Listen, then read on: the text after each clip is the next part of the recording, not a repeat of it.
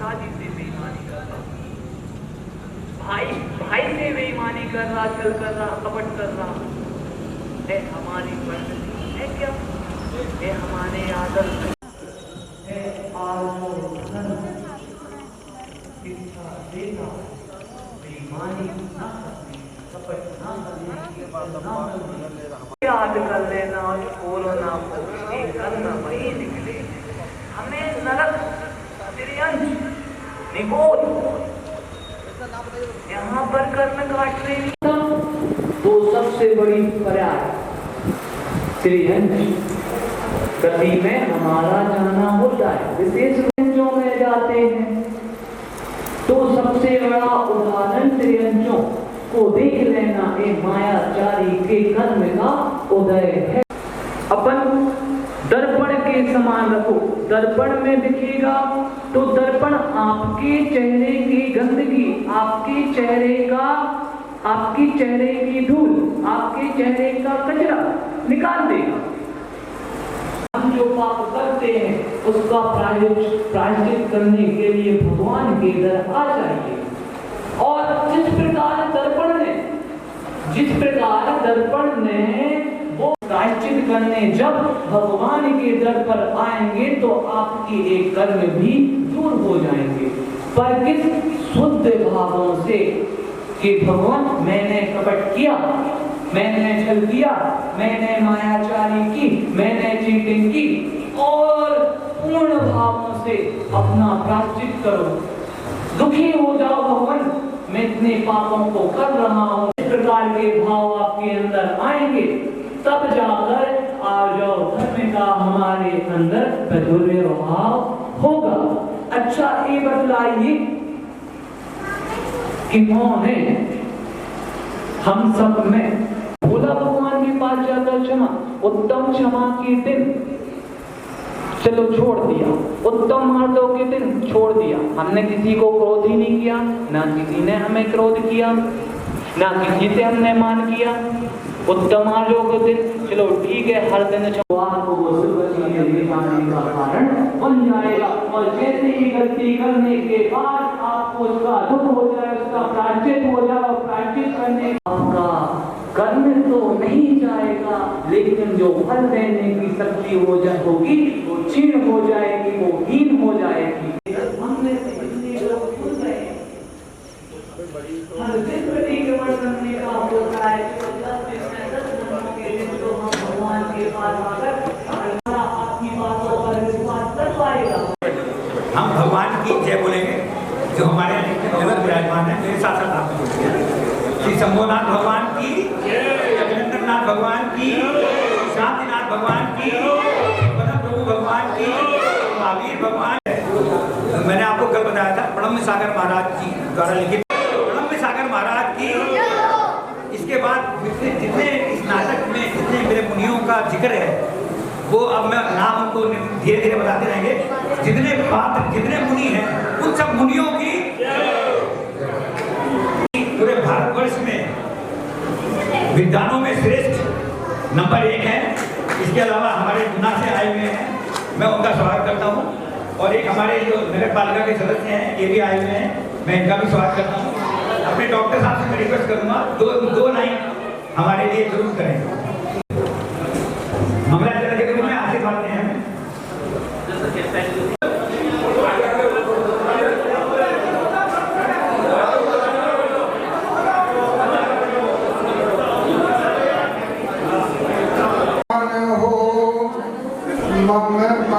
सन्मति हो सुर नर पशु गति सब मिले, गति पंचम गति हो। कुंद कुंद को नित्य नमो, हृदय कुंद खिल जाए, परम सुगंधित महक में जीवन मम गुण जाए। बोलिए देवाधिदेव श्री शांतिनाथ भगवान की जय। बोलिए परम पूज्य संत शिरोमणि आचार्य श्री विद्यासागर जी महाराज की जय। बोलिए परम पूज्य मुनिवर श्री प्रणम्य सागर जी महाराज की। जैसा कि श्री सतीश जी जैन आइडल वालों के निर्देशन में सूत्रधार हैं उसके, उनके निर्देशन में पूज्य मुनि प्रणम्य सागर जी द्वारा लिखित चंद्रगुप्त के आधार पर यहाँ नाटिका प्रस्तुत हो रही है। अब उसके कंटेंट में बताऊं तो नाटिका का जो स्वारस्य है या देखने का जो आनंद है वो कम हो जाएगा। उसे हम नाटिका को ही देखें और देख करके आह्लादित हों। और सबसे बड़ी बात जो आज के प्रवचन में आदरणीय पंडित जी ने भी बताई थी कि हम आत्म कल्याण के मार्ग पर कैसे बढ़ सके उसको देखकर, क्योंकि सबका उद्देश्य एक ही है कि हम उस मार्ग पर चलें जो मार्ग हमारे लिए अभीष्ट है। तो उस नाटिका को देखकर हम चंद्रगुप्त की तरह बढ़कर और मोक्ष मार्ग को प्रशस्त करें। इसी पवित्र भावना के साथ मैं विराम लेता हूँ। मुझे तो वैसे ही खड़े कर देते हैं और पैर में मेरे थोड़ी सी दिक्कत भी है ज़्यादा बैठने में, तो मैं उनके प्रति आभारी हूँ। उन्होंने मुझे मंगलाचरण करने का आदेश दिया। आप सबको जय हिंद। देखिए, मैं आपको एक पहले चीज बता दूं, जो महाराज जी ने किताब लिखी है मैं उसे अक्षर से बिल्कुल भी अलग नहीं कहूँगा। जो महाराज जी ने लिखा है वही सत्य है। सबसे पहले जो मैं नाटिका शुरू करने जा रहा हूँ, इस नाटिका से पहले पूर्व में कुछ घटनाएं इतनी बढ़िया हुई थी और जो जैन धर्म से रिलेटेड थी और जो हम सबको पता होनी चाहिए। तो ये बात है सर, जब महावीर भगवान का जब मोक्ष कल्याण हुआ, उनका सम्मोहन आया विंध्याचल पर्वत पर, तो उसके 100 वर्ष के पश्चात की ये कहानी है। अगर कहीं कहानी एक पुरानी होती तो मैं आज आपको सम्मोहन भी दिखाता, लेकिन चूंकि वो कहानी 100 वर्ष के बाद की है इसलिए मेरा मजबूर हूँ। तो 100 वर्ष के पश्चात महावीर भगवान को मोक्ष गए, 100 वर्ष हो चुके थे और 100 वर्ष जाने के बाद अभी उनकी यादें जो भी पब्लिक थी, राजा थे, सबके बिल्कुल ताजी थी, क्योंकि 100 वर्ष से ज़्यादा होते नहीं है। तो उस समय राजा महापदम नंद का राज्य था और मगध देश, भारत में कई टुकड़े होते थे, कई देश होते थे, सबसे बड़ा एक मगध देश होता था। और मगध देश ये समझ लीजिए कि एमपी और बिहार और उसके आसपास का जो एरिया था वो सब मगध देश में आता था। उसकी राजधानी पाटलिपुत्र थी। तो वहाँ पे राजा पदम पद जो महाराज थे वो वहाँ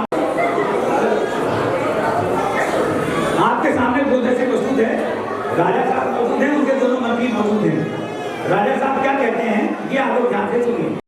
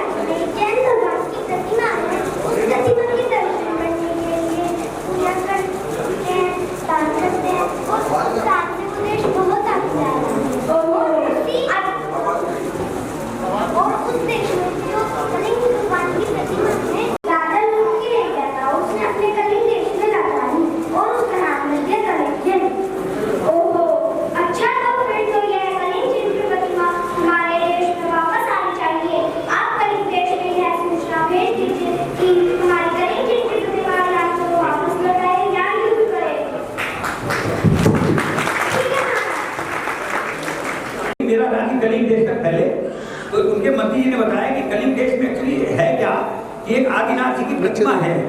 उस जमाने में देखिए, अब जैन धर्म का देखिए आप, आदिनाथ की प्रतिमा की वजह से उस मगध देश के लोग वहाँ जाया करते थे, कलिंग देश में पूजा करते थे, प्रचलन करते थे और दान देते थे। और इतना दान देते थे कि दान देने से कलिंग देश डेवलप करता जा रहा था। तो महाराज जी की नजर मगध देश पे, उस पर पड़ी, कलिंग देश पे। अब उनको एक बहाना मिल गया। इन्होंने बताया कि जो मूर्ति थी वो वास्तव में जो इनके पूर्वजों द्वारा बनाई गई थी और पाटलिपुत्र में लगाई गई थी, लेकिन कलिंग देश का राजा उसे लूट के ले गया था। तो इन्होंने कहा कि ये तो बहुत अच्छा तरीका है। उन्होंने मैसेज भिजवा दिया कलिंग देश में कि या तो मूर्ति लौटाओ और या लड़ाई युद्ध करो। आप देखिए, मैंने जिंदगी में इतने युद्ध देखे हैं, हिस्ट्री आप लोग सबने पढ़ी होगी। युद्ध कितने तरह के होते हैं, जमीन के लिए होते हैं या पैसे के लिए होते हैं, लेकिन भगवान की मूर्ति के लिए, जैन मूर्ति के लिए पहला युद्ध और आखिरी युद्ध आज तक मैंने नहीं सुना। आप लोग मतलब कमाल है ये देखिए। और इस युद्ध के लिए कलिंग देश का राजा को जब ये पता लगा कि अब युद्ध करना पड़ेगा, तो वो सोचने लगा कलिंग देश की मगध देश तो बहुत ज्यादा बड़ा है, शक्तिशाली है, मैं हार जाऊंगा और कलिंग और प्रतिमा भी हो सकता है टूट जाए। तो उसने और चूंकि धार्मिक भी था, तो उसने सोचा कि चलो मैं मूर्ति लौटा देता हूँ और युद्ध से बच जाता। तो वो युद्ध से बच गया और उसने मूर्ति लौटा दी और मूर्ति वापस मगध देश में आ गई और पाटलिपुत्र में आज भी लगी हुई है। अब उसकी क्या पोजीशन है तो मुझे पता नहीं, लेकिन लगी हुई है। तो वो मूर्ति आज वहाँ पे है। तो अब राजा महापद्म की ये तो पहली घटना जो मैंने आपको बताई जो उस समय हुई थी। अब मैं दूसरी घटना बताने जा रहा हूँ। दूसरी घटना बताता हूँ आपको। एक दिन राज दरबार लगा हुआ था। राज दरबार में राजा साहब बैठे थे, दोनों मंत्री खड़े हुए थे। एकदम से पता नहीं क्या होता है, अब कोई बच्चा अपनी जगह से उठेगा नहीं, सब बच्चे बैठे रहे। जो कुछ हो रहा है उसको होने दीजिएगा, बस बैठ जाए, सबको उठा दे, सब अपनी अपनी जगह बैठे रहेंगे। अब देखिए क्या होता है एकदम से।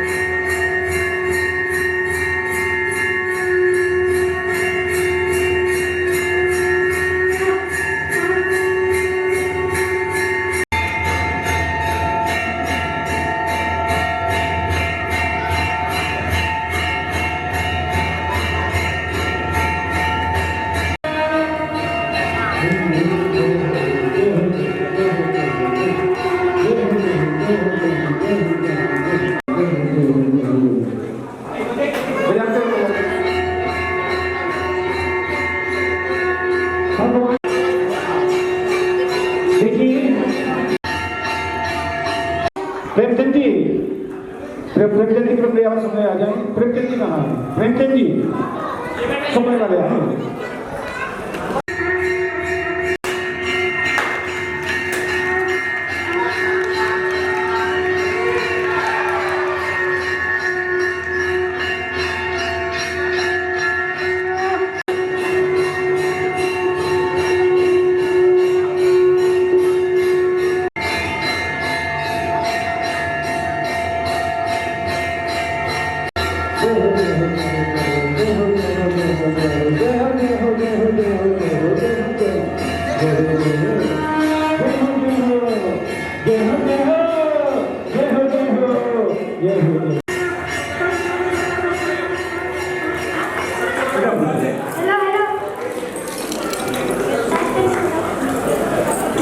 आज हमारे ढोल चले, आज हमारे स्वामी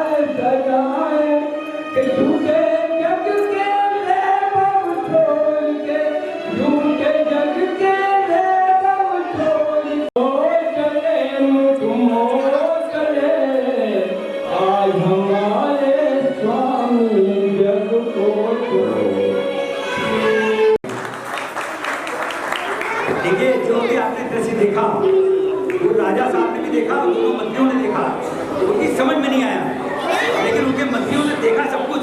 अब देखिए क्या कहते हैं वो लोग आपस में।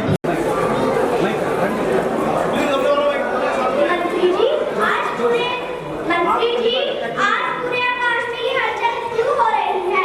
ये शोर कैसा है? महाराज, आज पूरे आकाश में देवों की टुकड़ियां बादल की तरह छाई हुई हैं और इंद्रजाली घूम रही है और दूर दूर तक गगन दिखाई दे रहे हैं। आज पूरे आकाश भजी तो दिखाई दे रहे हैं। अंतिम अनुभव के लिए जम्मू स्वामी की जय जयकार हो रही है।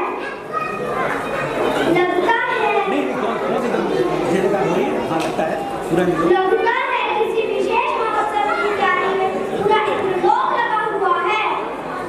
हाँ महाराज, आज के दिन मैंने सुना है विंध्याचल पर्वत पर जम्मू स्वामी जी ठहरे हुए थे। वही विंध्याचल पर्वत जिस पे महावीर भगवान की दिव्य वाणी खिली थी। हाँ हाँ, वही विंध्याचल पर्वत जहाँ पे महावीर स्वामी जी की वाणी खिली थी और उसी विंध्याचल पर्वत पर जम्मू स्वामी जी को ठीक है मंत्री जी, इस विंध्याचल पर्वत पर एक महास्तूप बनवाया जाए तथा महोत्सव संपन्न कराया जाए। ठीक है महाराज, बहुत अच्छे। जरा जोरदार बच्चों के लिए ताली बजाइए। और मुझे वाकई इनके पेरेंट्स के ऊपर भी और बच्चों के ऊपर भी, जिन्होंने इतनी हिम्मत करवाया, लेकिन तब भी बच्चों की हिम्मत है कि करुणा पीरियड के लिए लोग इतनी मेहनत कर रहे हैं, इतना याद कर रहे हैं, तो बच्चे जब आपको जब करते हैं तो मेहनत जोरदार ताली बजानी चाहिए। बहुत बहुत धन्यवाद।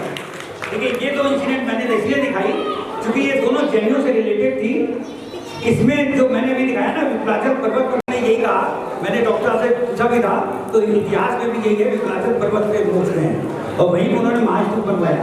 तो लेकिन ये खैर स्कूल का सब्जेक्ट नहीं है, जो महाराज जी ने कहा मैंने वो दिखाया। अब ये धीरे धीरे कई वर्ष बीत गए और मगध देश डेवलप होता चला गया। अब वहां पे एक धननंद देश नाम का राजा आ गया। वो तो चला गया था, धननंद नाम का राजा आ गया, उसी के वंशज में, और वो राजा है धननंद। बहुत लालची था और बहुत डरपोक भी था, अहिंसा भी तो कुछ करता, पापी भी था, लेकिन इकट्ठे पैसे करता रहता था। उसने अपने समय में 900 करोड़ सोने की मोहरें इकट्ठी करनी थी।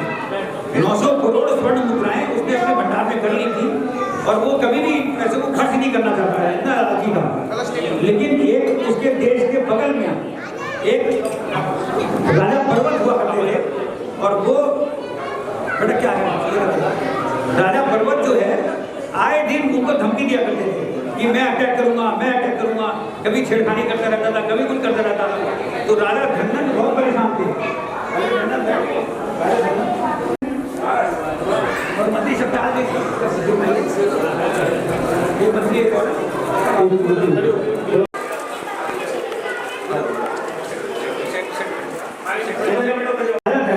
बहुत लालची थे, अभी वो हमेशा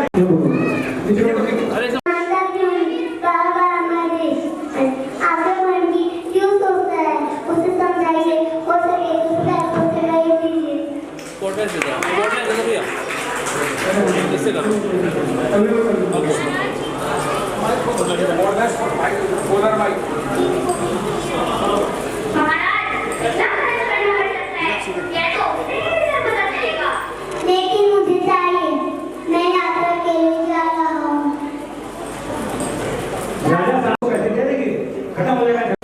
सरकार, इस कवि को परिवार से अंधकूप में डाल दिया जाए, जिसमें एक बार खाना उठा दिया जाए, यही इसकी सजा है। सामने नहीं बोलिए।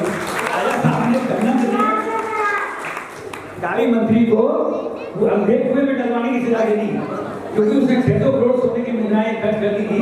उनको ये अच्छा नहीं लगा और उनसे कह दिया कि इनको नहीं, इनके पूरे परिवार को आ गया और एक समय भोजन दिया जाएगा। तो एक तरह से मारने का हुक्म दे दिया कि अंधे कुएं में डाल दो और एक समय का भोजन दो। तो हुआ क्या, धीरे धीरे धीरे धीरे धीरे उसकी जो मंत्री कावी था उसके सारे उसके घर वाले तो मर गए सबके सब, खाली कावी रह गया। और कावी चूंकि वहीं पे था तो उसने, वो भी बेचारा क्या करता, मजबूर था, तो अंदर कुएं पड़ा हुआ था। अचानक से क्या होता है कि वो जो राजा जिसको 600 करोड़ सोने की मुद्राएं मिली थी, राजा पर्वत, वो धीरे धीरे और ताकतवर हो गया एक तो पैसे मिल गए, ऊपर से 600 करोड़ रुपए और मिल गए, और उसने कहा कि उसके बाद ही कम पैसे बचे हैं, अब मैं लड़ाई करूंगा तो अब तो मैं मगध देश जीत ही लूंगा।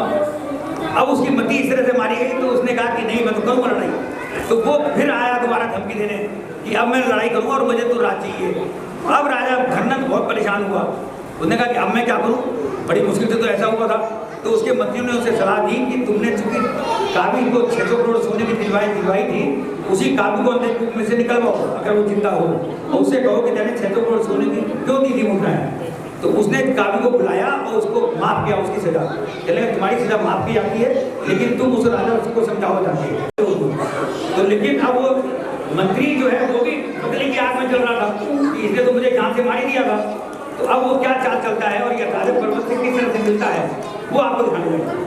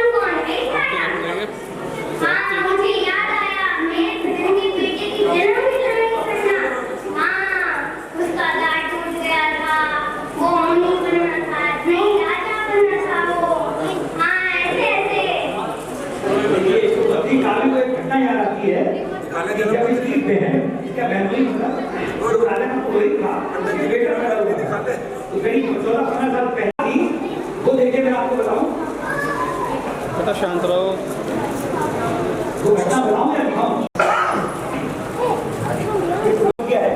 तो महाराज जी से मिले थे ये, तो महाराज जी ने इनको क्या बताया था?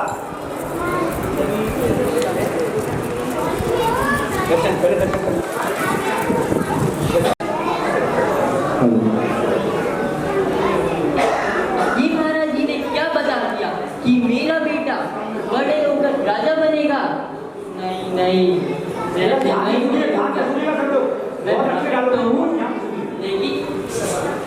मैं ब्राह्मण तो हूँ, लेकिन मैं जैन धर्म में विश्वास रखता हूँ और मैं खुद मुनि बनना चाहता हूँ, और मैं अपने बेटे को भी ऐसे ही संस्कार दूंगा कि वो बड़े होकर मुनि बने। और राजा बनना तो नरक का द्वार है, मैं कुछ ना कुछ जरूर करूँगा जिससे मेरा बेटा राजा ना बन पाए। आज में ये बच्चा बड़ा होकर चाणक्य बनेगा, मैंने बता दिया आपको। तो चाणक्य के पिता क्या सोच रहे हैं? ये ब्राह्मण है और राजा का पुरोहित है, तो एक मुनि बनाना चाहता हूँ, और राजा अगर बन गया तो वो तो नरक का द्वार है। आज के दिन में अगर किसी से कहें कि तेरा बेटा राजा बनेगा तो वो तो भूल तो कहेगा अरे ठीक है जो भी करना करो। लेकिन उस जमाने के पुरोहित ने ये कहा कि नहीं, मुझे अपने बेटे को राजा बनाना ही नहीं है। मतलब आप देखिए जैन धर्म की हाइट है ये कि जो उसने कहा कि मुझे राजा बनाना ही नहीं है, और उसने उसका दांत तोड़ दिया, बिल्कुल हुए बच्चे का दांत उसने तोड़ दिया कि मैं इसको राजा बनने दूंगा ही नहीं। अब मुनि महाराज को पता लग गया ये चीज, क्योंकि जैन धर्म में तो जाते रहते हैं। आपने मुझे बुलाया? अरे ये क्या कर दिया पुरोहित तुमने? अब ये तुम्हारा बेटा बड़ा होकर राजा तो नहीं बनेगा, लेकिन किसी दूसरे को राजा बनाकर खुद राज्य करेगा। राज्य करना तो इसके भाग्य में है, इसे कोई टाल नहीं सकता, इसे कोई टाल नहीं सकता। जैसी महाराज जी आपकी इच्छा। नमो नमो। आप देखिए उसका दांत तोड़ दिया, लेकिन वो किसी दूसरे को राजा बनाएगा और राज्य स्वयं करेगा। मतलब जो तुम्हारा बेटा है राज्य तो वही करेगा, लेकिन किसी दूसरे को राजा बना के, नकली राजा बना के राज्य खुद करेगा।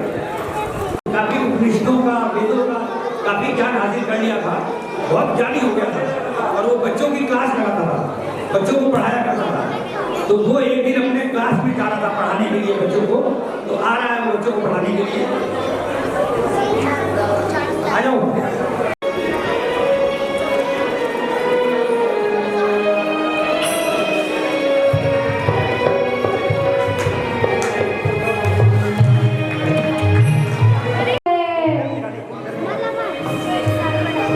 कितना सारा फूल है। अरे यहाँ तो कांटे ही कांटे हैं। मैं इन सब कांटों को जड़ से उखाड़ कर ही दम लूंगा।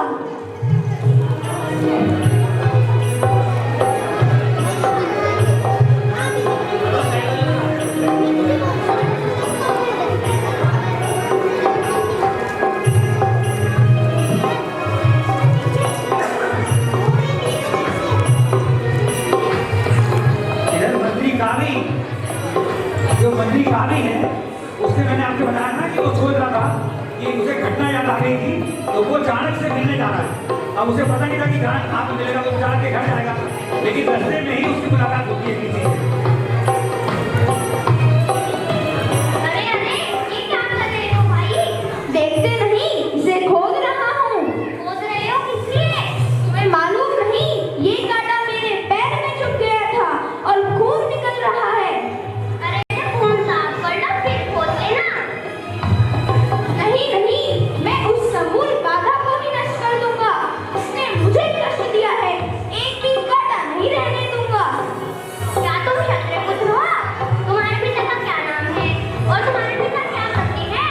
नहीं नहीं, मैं चाणक्य ब्राह्मण हूँ। मेरे पिता राजा के पुरोहित हैं।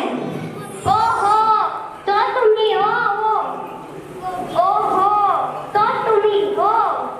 मैं तुम्हारा फूफा हूँ, राजा का मंत्री कावी। नमस्कार फूफा जी। मुझे तुमसे मिलकर बड़ी खुशी हुई। तुम ठीक हो? हाँ ठीक है, चलो मुझे तुमसे मिलकर बड़ी खुशी हुई। हम दोनों दोबारा ही मिलेंगे। हाँ जी जी। का ये रूप देखकर अत्यंत अचंभा हुआ कि उसके सिर्फ एक कांटा लगा था और उसने कहा कि मैं इसको जड़ से खत्म कर दूंगा, पूरा मुंह से एक भी कांटा नहीं रहने दूंगा। मतलब उसको ऐसा सोच के जब ऐसा लगा तो उसने कहा ये तो मेरे काम का आदमी है और इसे तो ये तो मेरे काम आएगा। तो अब उसने एक चाल खेली। उसने मंत्री कावी ने क्या किया, उसके देश धर्मनंद जो देश में राजा धर्मनंद जो है हर वर्ष काली गायें हुआ करती थी उसके यहाँ और काली गायों का वितरण करते थे और वो ब्राह्मणों को करते थे। अच्छा ब्राह्मण तो बुलाते कम थे, मतलब ज्यादा 10-15 ब्राह्मण आ गए, इतनी गायें दे दिया करती। लेकिन कावी ने क्या चाल चली कि मुझे किसी तरह से चाणक्य को उकसाना है और कैसे उकसाऊं। तो उसने कहा कि मैं इसको बुलाता हूँ गाय देने के लिए कि तू भी आजा, तुझे भी गाय मिलेगी और मैं इसको गाय दिलवाने नहीं दूंगा। उसने ये तरकीब चली कि उसको गाय दिलवाऊंगा नहीं लेकिन बुलाता हूँ कि चाणक्य तुम भी आओ, गाय लेने आओ क्योंकि तुम ब्राह्मण हो। और उसने एक काम और किया कि दूसरे देशों के ब्राह्मणों को लाइन लगवा दी उसने ब्राह्मणों की, क्योंकि वो तो राजा से वही बता लेना चाह रहा था धनंजय भी, और किसी तरह से उसको उकसाना चाह रहा था चाणक्य को।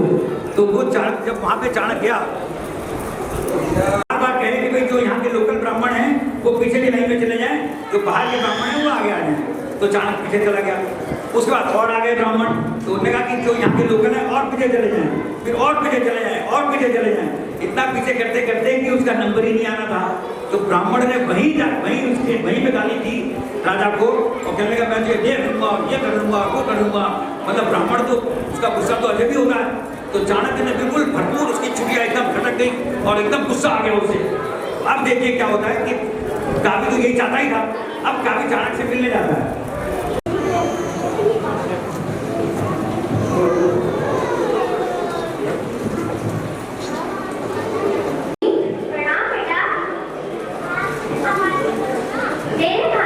मैं आपसे बात नहीं करना चाहता। आपने मुझे बुलाकर मेरी बेइज्जती की। मुझे आपसे बात नहीं करनी। इससे पहले कि मैं आपका अपमान कर दूं, उस राजा को तो मैं छोड़ूंगा नहीं जिसने एक ब्राह्मण को अपने राज्य में बुलाकर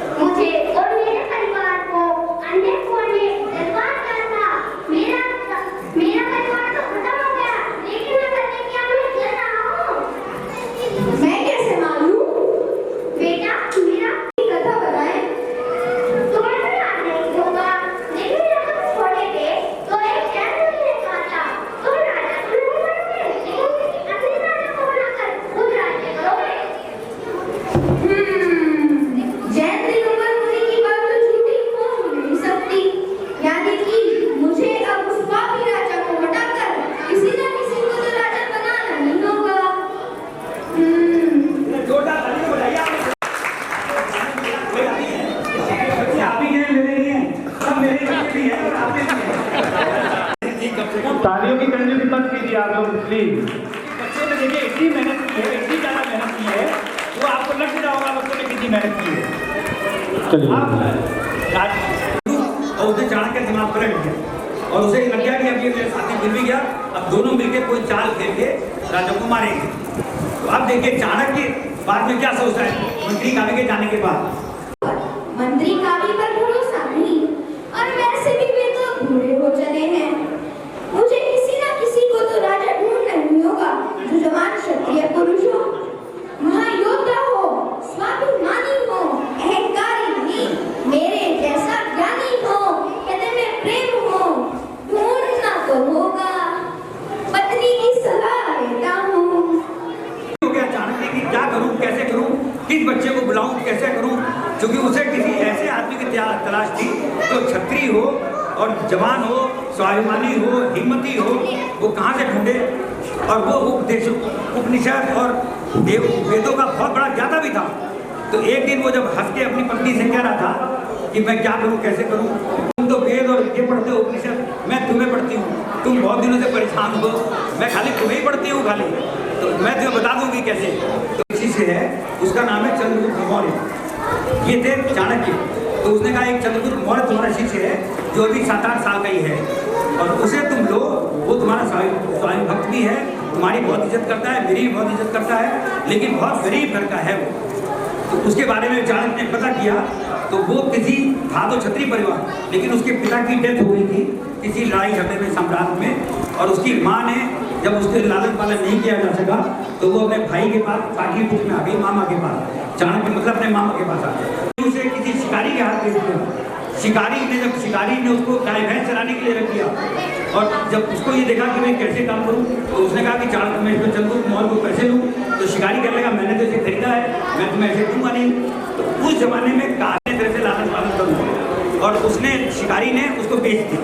और अब जब चाणक्य के पास चंद्रगुप्त आ गया, चाणक्य ने उसकी शिक्षा करवाई। पहले उसे सैनिक स्कूल में भर्ती करवाया, पढ़ाया लिखाया, बड़ा किया, पॉलिटिक्स पढ़ाई, उसको घुड़सवारी। जब सिखा के पूरी तरह से तैयार हो गया कि अब वो 17-18 साल का 20 साल का हो गया कि अब ये मेरे काम आएगा, तब एक दिन दोनों मिलकर बात करते हैं। चंद्रगुप्त, अब तो तुम्हें हमारा लक्ष्य पता ही लग चुका होगा। चलो पहले राज्य से बाहर चलते हैं और वार्ता करते हैं। हाँ गुरुजी, जैसे आपने कहा था, राजा पर्वत से मिलते हैं, फिर अपनी सेना बनाते हैं। चलो इस तरह से तो अब चंद्रगुप्त और चाणक्य दोनों उस देश को छोड़ के चले जाते हैं, मगध देश से चले जाते हैं। और मगध देश से जाने के बाद दोनों सबसे पहले वो जो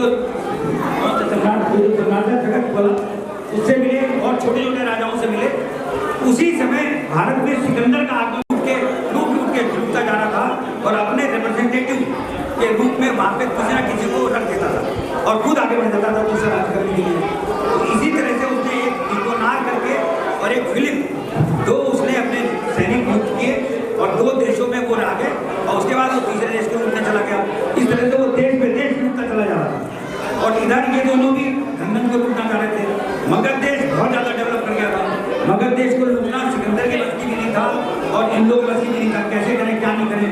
तो इन लोगों ने दोनों ने चाल चली कि पहले वो छोटे छोटे राजाओं से मिलकर मिला जाए। तो चंद्रगुप्त ने और इन्होंने चाणक्य ने क्या किया, जो फिलिप और वो थे निकोनार, जो सिकंदर के भेजे हुए आदमी थे, उन दोनों को मरवा दिया। उनके देश के सैनिकों से मिलके, प्रजा से मिलके उन दोनों को जहर खिलवा के मरवा दिया। अब जब सिकंदर को ये पता लगा कि ये तो मेरा दुश्मन हो गया, तो सिकंदर ने एक जनरल ऐलान कर दिया कि जहाँ भी चंद्रगुप्त मिल जाए, जहाँ भी चाणक्य मिल जाए, उनको तुरंत जान से मार के मेरे पास लाया है। लेकिन सिकंदर, ये दोनों भी अंडरग्राउंड हो गए, और ये लोग दोनों सेना बनाते रहे और अपनी, लेकिन किसी तरह से काम बाद में नहीं आया। इधर सिकंदर के सैनिक भी घबरा गए, सिकंदर भी हार गया था, थक गया था।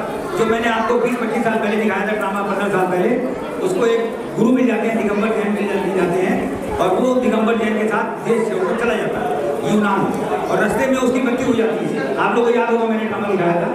तो जब उसकी मृत्यु हो जाती है तो चाणक्य को पता लगता है, और इसको चंद्रगुप्त को पता लगता है कि अब तो सिकंदर मर गया। तब वो दोनों खुश हो गए और फिर वापस आ गए, और तब इन्होंने देश लूटने शुरू किए और धीरे धीरे उसके ऊपर अटैक कर दिया। और एक दिन धनंद को मार ही दिया, और धनंद को मार के अब देखिए वो क्या करते हैं। बैठ जाओ बेटा।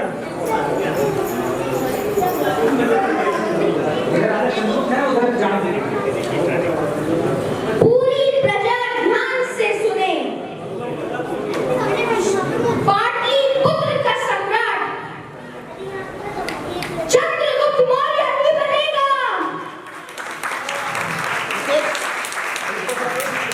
जो सरकारी अधिकारी, मंत्री इत्यादि हैं, उन्हें डरने की आवश्यकता नहीं है। वे इस राज्य में सुख से रह सकते हैं। मुझे केवल इस राज्य को नंद शासन से मुक्त करना था और वह हो चुका है। और आज से, अभी से, इसी समय से, इसी वक्त से, इसी क्षण से, इसी पल से आप सभी का राजा और पाटलिपुत्र का सम्राट और क्या ही है।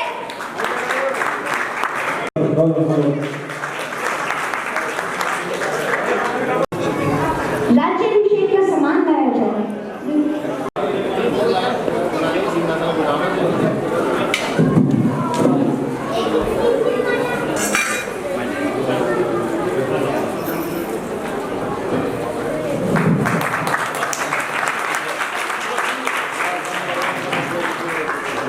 चंद्रगुप्त खड़े हो जाओ। अब तुम इस राजगद्दी के राजा हो। ये राजगद्दी तुम्हारी है। इस राज सिंहासन पर बैठ जाओ चंद्रगुप्त। इस पर आप क्यों बात है? नहीं चंद्रगुप्त, तुम बैठोगे। ये सिर्फ तुम्हारे लिए ही है। तुम ही इस पर बैठोगे। जैसे आप क्या कर रहे हो? आप ये भी जाने के लिए चंद्रगुप्त के बारे में और चंद्रगुप्त तैयार नहीं था करना कि नहीं क्योंकि ये तो आप ही सीट है, आप बैठिए। आज के जमाने में कोई इस तरह का आपको मिलेगा ही नहीं। ये लिखना है, ये हिस्ट्री में है खाली ये क्या बन गया। और ये खबर पुरोहित को मिल गई। पुरोहित का बेटा ने कि मेरे बेटे ने आज राजा को मरवा दिया, जगन्नाथ को मरवा के और खुद राजा वाजा बन गए। अब देखिए उसकी क्या हालत होगी पुरोहित की। आज मेरे बेटे ने, राजा के पुरोहित के बेटे ने अब एक युवक के साथ मिलकर अपने दादा को मरवा डाला और मैं इस खेल को मौन होकर देखता रहा। इस संसार में कोई किसी का नहीं, कोई किसका अपना नहीं। इस संसार में कब कोई किसका मित्र बन जाए और कौन किसका दुश्मन बन जाए कुछ नहीं पता। मैं तो इस दुनिया में किसी को अपना कहना तो बहुत बड़ा भ्रम है। बस अब मैं इस संसार से मुक्त होना चाहता हूँ। मैं जैन मुनि की शरण में जाकर मुनि शिक्षा देता हूँ।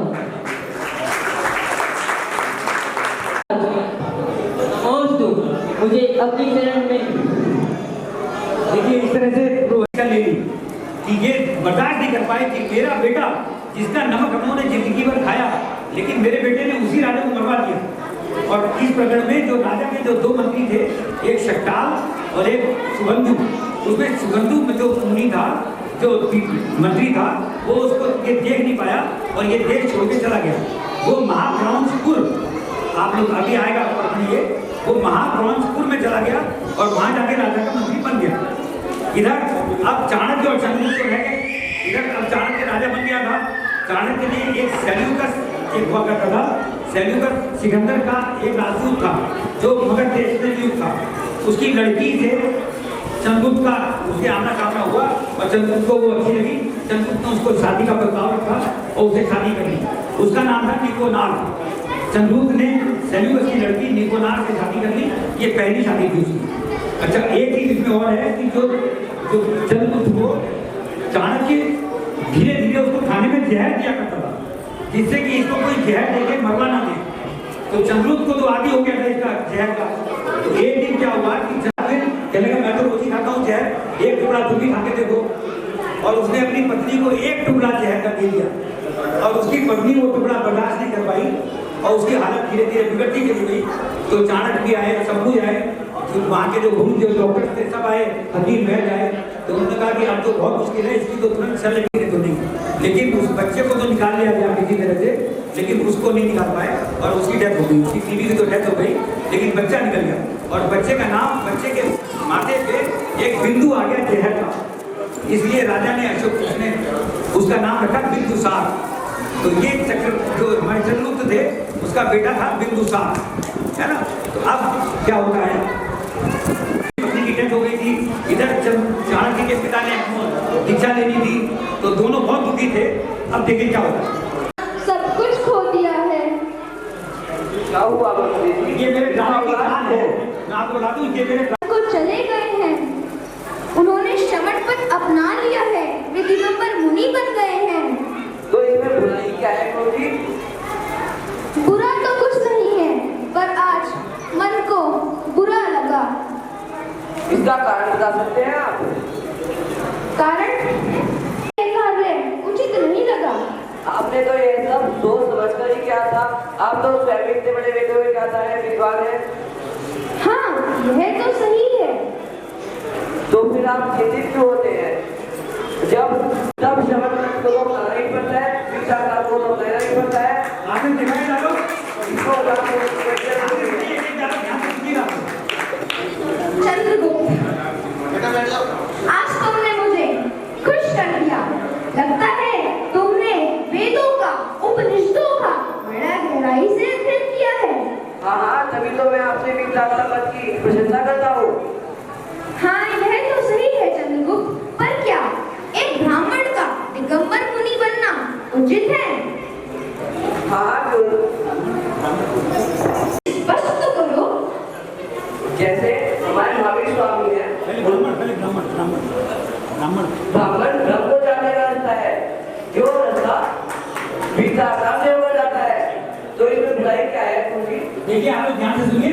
इन्होंने कहा ब्राह्मण ब्रह्म को जानने की कोशिश करते हैं और ब्रह्म को जानने का रास्ता विचार का जरूर है। दो चीज है, ब्राह्मण ब्रह्म को जानने की कोशिश करता है और ब्रह्म को जानने के लिए नेकेड होना ही पड़ेगा, ये उसने कहा। तो चंद्रगुप्त, ये बात तो तुम्हारी सही है, पर क्या तुम मुझे एक उदाहरण देकर स्पष्ट कर सकते हो? हाँ, क्यों नहीं गुरुजी? हमारे भगवान महावीर जिनके प्रथम गोत्र, जिनके गंधर गौतम स्वामी वे ब्राह्मण थे, उन्होंने उन्हें दीक्षा दी थी और उनके सभी शिष्यों ने उन्हें दीक्षा दी थी। वीर अपना पद को अपनाया था, अपना कल्याण किया था। अरे चंद्रगुप्त, तुमने मुझे खुश कर दिया। तुम तो बड़े ही ज्ञानी हो।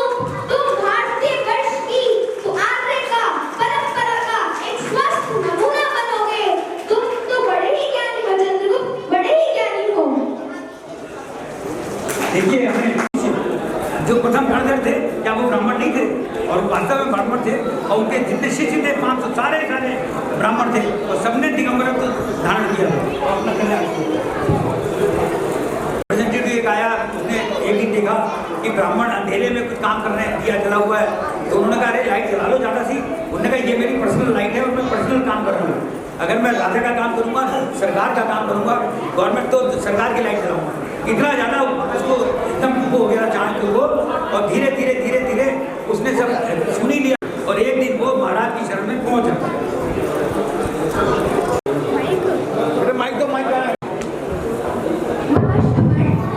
ये ब्राह्मण चाणक्य आपसे वीरता की दीक्षा चाहता है।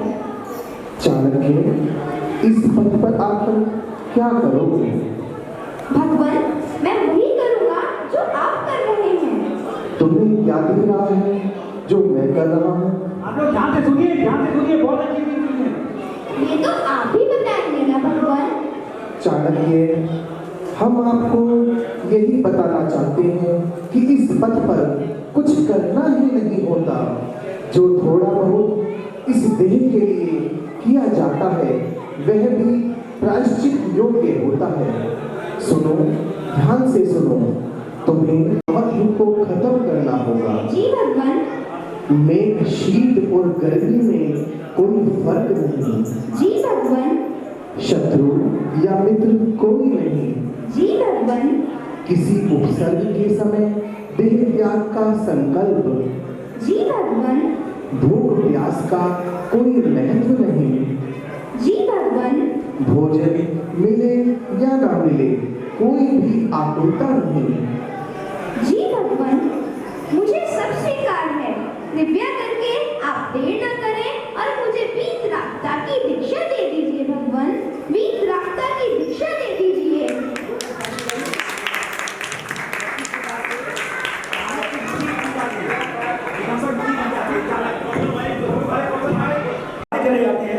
और करीब 500 का महाराज जी ने किताब में लिखा हुआ है कि 500 मुनियों का संग इनका हो गया था और ये मगध देश छोड़ के महाप्रौंचपुर चले गए थे।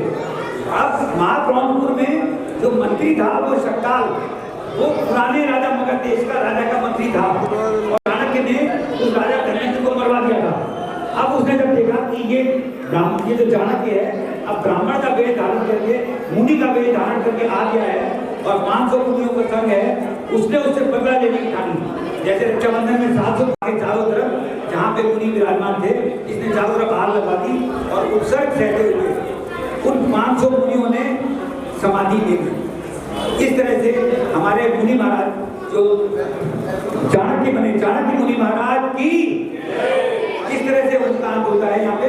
और उधर चाणक्य चंद्रगुप्त को पता लगता है कि भाई मेरे गुरु जो चाणक्य उनका इसी तरह से उत्सर्ग से सहते हुए उनकी समाधि हो गई। बहुत दुखी हुआ, बहुत ज्यादा दुखी हुआ। तो उसने कहा अब क्या करूं क्या नहीं करूं, इसी उलझन में था, बदलता जा रहा था, जगह बदलता जा रहा था। उसकी 20 काल की जो राजधानी थी वो उज्जैन हुआ करती थी उस जमाने में। तो एक दिन वो उज्जैन नगरी में था और उज्जैन नगरी में सो रहा था।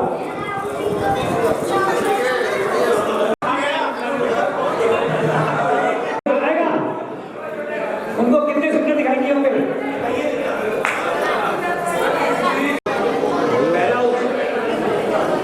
पहला उसने सूर्यास्त देखा, कल सूरज की शाखा का टूटना देखा, चंद्रमा का उदय जिसमें शनि के लिए छेद थे, भयंकर 12 फुट वाला सर्प देखा, देवताओं का विमान जो नीचे उतरकर वापस चला गया, मलिन स्थान में उत्पन्न कमल देखा, भूत प्रेतों का नृत्य देखा, जुगनुओं का प्रकाश देखा, जल सहित सरोवर, कहीं कहीं जल, सोने की थाली में खीर खाता हुआ कुत्ता देखा, हाथी पर बैठा हुआ बंदर देखा, तट की मर्यादा भंग करता हुआ समुद्र देखा, रथ को खींचते हुए बछड़े देखे, ऊंट पर सवार राजपुत्र देखा, धूल में सजी राशि देखी और काले हाथियों का युद्ध देखा। देखिए अंतिम स्वरूप देवी भद्रबाहु उज्जैन में पधारे हुए थे। तो ये राजा वहां पे चला गया मुनि महाराज की शरण में। तो आप मुझे इसका कृपया अर्थ बताइए।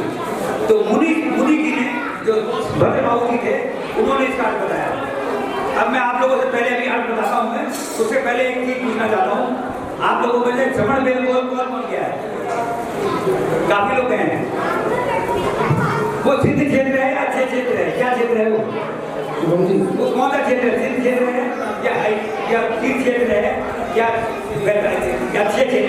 बहुत कम लोगों को पता है। सब लोग ये सोचते हैं कि बाहुबली भगवान की वजह से वो क्षेत्र, तो बाहुबली की मूर्ति तो वहाँ ज्यादा 1000 साल और 1015 साल में, लेकिन भद्रबाहु का जो प्रकरण है ये करीब लोग करने लगेंगे, भूत प्रेतों की इज्जत करेंगे, भूत प्रेतों को कहना मानेंगे। इस तरह से उसने डाले हाथियों का युद्ध कि बिल्कुल भीषण अकाल पड़ेगा, हर जगह लड़ाई झगड़ा होगा, भूल में इस तरह से राजा किसी दूसरी दुनिया में पहुंच गया। और पहुंचते पहुंचते उसने बड़ी दीक्षा ले ली, महाराज जी से दीक्षा ले ली। बोलिए मुनि चंद्रगुप्त की।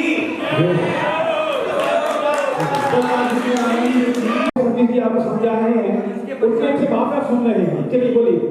इसके बाद ये जब उन्होंने कहा कि 12 वर्ष का अकाल पड़ेगा, तो ये पूरा संघ 1200 मुनियों का चंद्रगुप्त सहित वहां से साउथ की तरफ चला गया और सब तरफ साउथ में चले गए। लोगों ने कहा कि महाराज हमारे पास 12 साल का खाना पीना सब ठीक है, आप यहीं रुकिए। लेकिन महाराज ने कहा जब तुम्हारे लिए नहीं बचेगा तो तुम हमें क्या दोगे, क्योंकि इतना अकाल पड़ेगा, पैदा होना बंद हो जाएगा। तो अल्टीमेटली महाराज जी सूर्य को छोड़ के चले और चंद्रगुप्त भी चले गए, वो भी चले गए।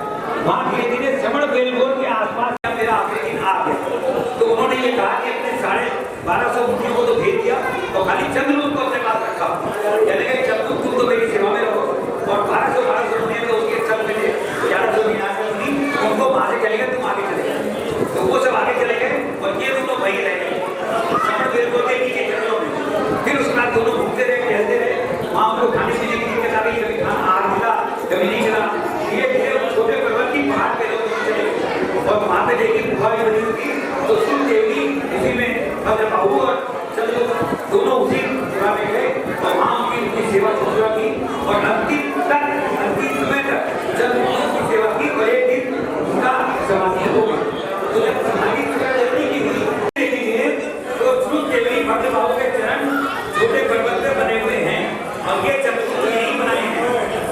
उसके पश्चात चंद्रगुप्त भी महामुनि बने गए थे। धीरे धीरे वो 1100 मुनि लौट के आते हैं। ये घटना बहुत सुंदर है कि जब मुनि लोग आए बाहर से 1200 तो उन्होंने कहा कि नहीं नहीं चलो सबको हार गए और सबके सब जब गए तो देवों ने पूरी नगरी बसा दी थी और जब ज्यादा मुड़ा तो वो लेने गए वहां वापस तो वहां देखा कि वहां तो कोई था ही नहीं। तो सबसे तो पहले यहाँ तो कोई शहर है ही नहीं, कोई है ही नहीं, तो अगर तुम लोग को हार के देखा तो तब बहुत समय सब कुछ चंद्रगुप्त की इतनी जबरदस्त तपस्या थी और फिर चंद्रगुप्त का अल्टीमेटली नहीं उनका वो हुआ समाधि हो गई और आज भी समाधि। उसके पश्चात जो उसका लड़का था एक लड़का था अशोक, राजा अशोक आप देखिए आपकी जेब में जितने भी पैसे होंगे जितने भी रुपए होंगे उस अशोक की जो किला है अशोक का जो चिन्ह है वो आज भी बना हुआ है। ये जैनियों की बहुत बड़ी उपलब्धि है कि जैनियों का वो निशान चंद्रगुप्त जैन था और उसके ग्रैंडसन की मोहर आज भी हमारे पैसों में मिली है। सब तालियां। ये चंद्रगुप्त ने ही तो के साथ में अशोक ने वो मंदिर बनवाया वहाँ पे छोटे पर्वत पे और उस पर्वत पे आज भी चंद्रगुप्त और भद्र बाहु के सब पूरे स्टोरी वहाँ मौजूद है। अगर आप लोग जाएंगे अपनी बात तो देखिए सब चित्रों में मौजूद है।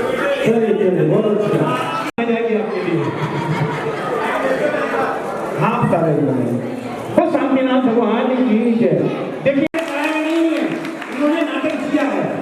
जो इनके भाव निकल रहे थे उसको लग रहा है कि नाटक जिया है उसको जी रहे थे।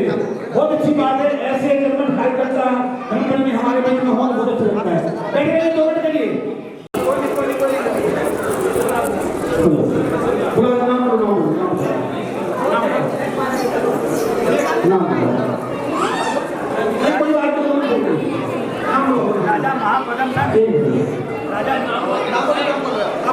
राजा महापदम अभिका राजा धनन आर्ची मंत्री कवि सृष्टि बेटा यहाँ से हट जाओ आप। सृष्टि मंत्री कवि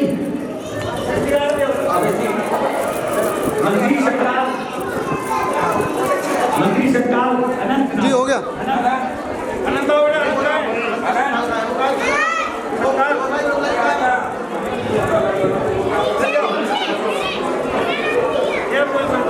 मंत्री पारस मंत्री अर्थव मंत्री अर्शी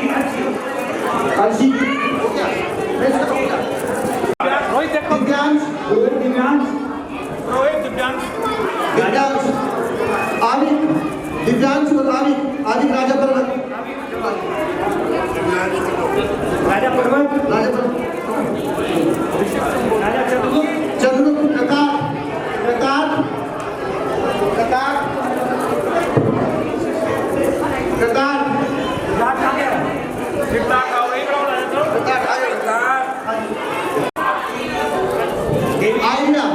आइया देवी बनी थी। आइया आओ बेटा।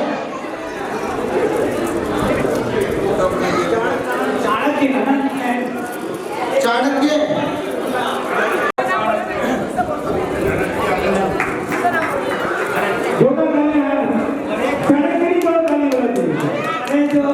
जिन्होंने मुनि बन के बोला था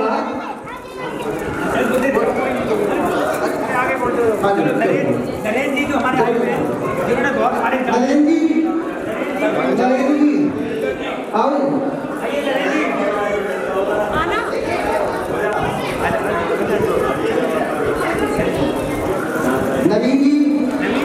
नवीन जी ये लोग पर्दे के पीछे मेरी मदद करते हैं बहुत।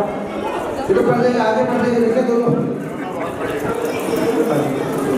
माली श्री कृष्ण माली जिन्होंने मोक्ष के जाने में बहुत मदद की थी। दोनों प्रदीप माली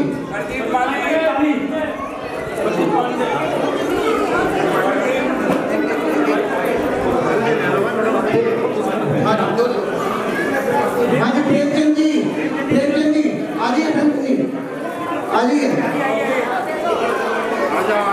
बहुत सुंदर प्रस्तुति। टोनी भाई डेकोरेशन वाले है क्या हमें? टोनी भाई साउंड डेकोरेशन वाले नहीं है? टोनी भाई नहीं है?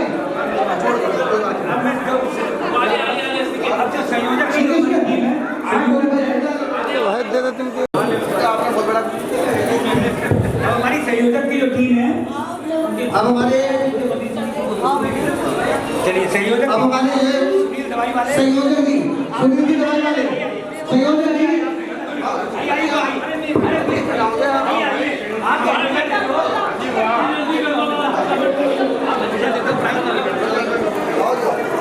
संयोजक की दो जी, और एक बोल। नितेश जी,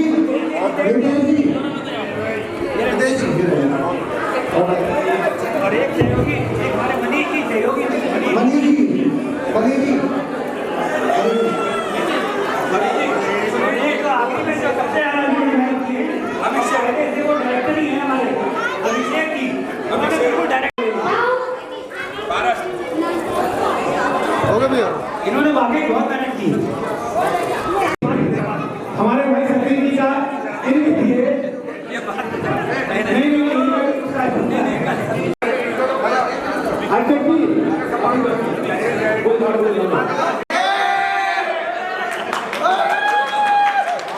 चलिए बहुत उन्हीं का नंबर आएगा, वो बाहर खड़े होगा, नंबर नहीं आएगा, तो जो आदमी बाहर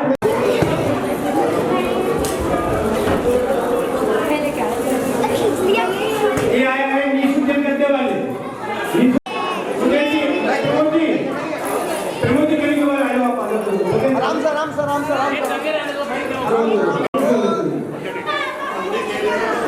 आज का सेकंड प्राइज लकी ड्रा का सेकंड प्राइज भाई करेंगे काम करा लो लकी ड्रा का सेकंड प्राइज दिखो वाले इनके पार्टी में आओ निकाल कर दिखा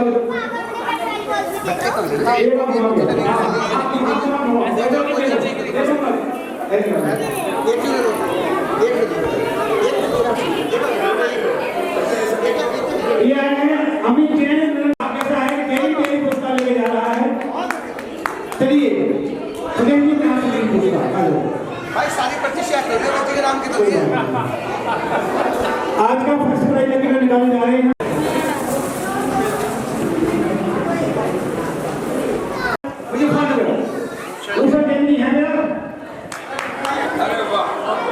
चलिए